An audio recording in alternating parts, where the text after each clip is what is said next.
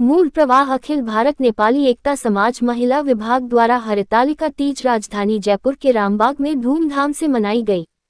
कार्यक्रम में मुख्य अतिथि मूल प्रवास अखिल भारतीय नेपाली एकता समाज केंद्रीय समिति के अध्यक्ष ठाकुर खनाल रहे, जिन्होंने तीज का संबंध पौराणिक मान्यता से बताया। कार्यक्रम में जयपुर महिलाओं ने नेपाल की वेशभूषा में तैयार होकर महिलाओं ने ग्रुप बनाकर गीत और नृत्य के माध्यम से समाज में व्याप्त अंधविश्वास, कुरीतियों और स्त्रीवाद के खिलाफ चेतना फैलाने का संदेश दिया। कार्यक्रम होनहार नेपाली विद्यार्थियों, कलाकार एवं बुजुर्गों का सम्मान किया गया। बहुत से त्योहार हैं जो धर्म के साथ जुड़े हुए हैं। निश्चित रूप में हरितालिका तीज भी धर्म के साथ जुड़ा हुआ है, लेकिन अन्य त्योहारों के हिसाब से तीज का एक अलग महत्व है।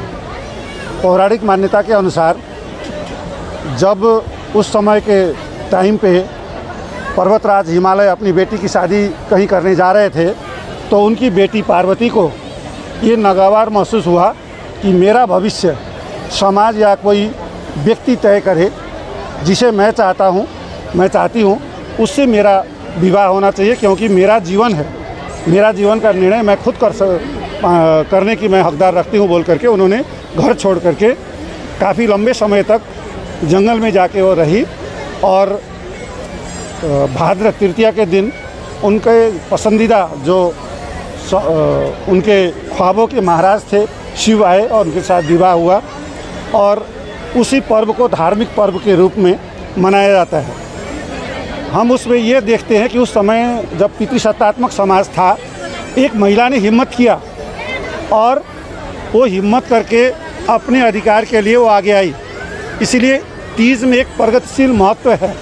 वो ये महत्व है कि समाज की बहुत सारे जो बंधन है, उस बंधन को तोड़ते हुए एक नारी आगे आई और उसने अपना भविष्य का खुद निर्णय लेने का जो हिम्मत दिखाया, वो एक प्रगतिशील महत्व है। इसीलिए हम हरितालिका तीज को प्रगतिशील रूप से मनाते हैं। अभी भी समाज में बहुत सारे बुराइयां हैं, बहुत सारे विभेद हैं, वर्गीय विभेद है, लैंगिक विभेद है और बहुत जातीय विभेद है। हम ये चाहते हैं कि तीज के अवसर पर इन सब विभेद को अंत करने के लिए एक प्रेरणा मिले और उसी दिशा में ये समाज जाए।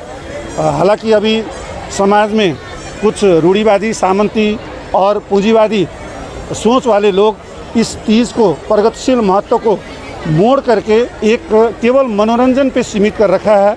उसमें पाश्चात्य, छाड़ा, फूहड़ प्रकार के गानों को बढ़ावा दिया जा रहा है, जिसका डबल मीनिंग वाले गाने आ रहे हैं। हम उस तरह के डबल मीनिंग वाले जो कामुक, उत्तेजक प्रकार के संस्कृति को हम विरोध करते हैं।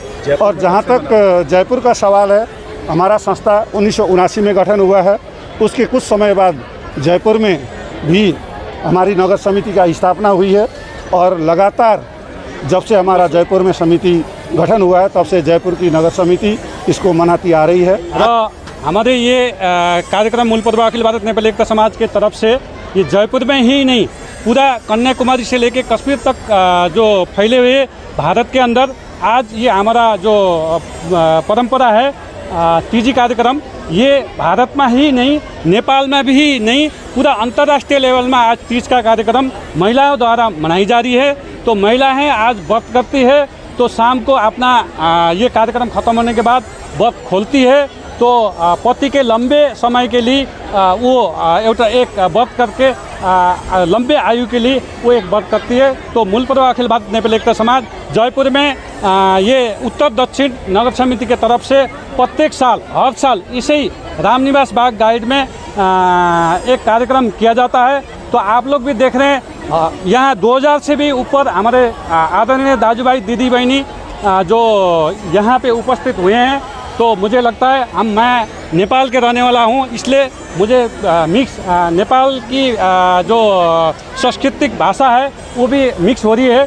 तो हर साल हमारे मनाए जाते हैं यहाँ पे, और हम लोग मनाते हैं कि हम लोग सनातनी धर्म से वो है, सनातनी धर्म से हैं, हम हिंदू हैं।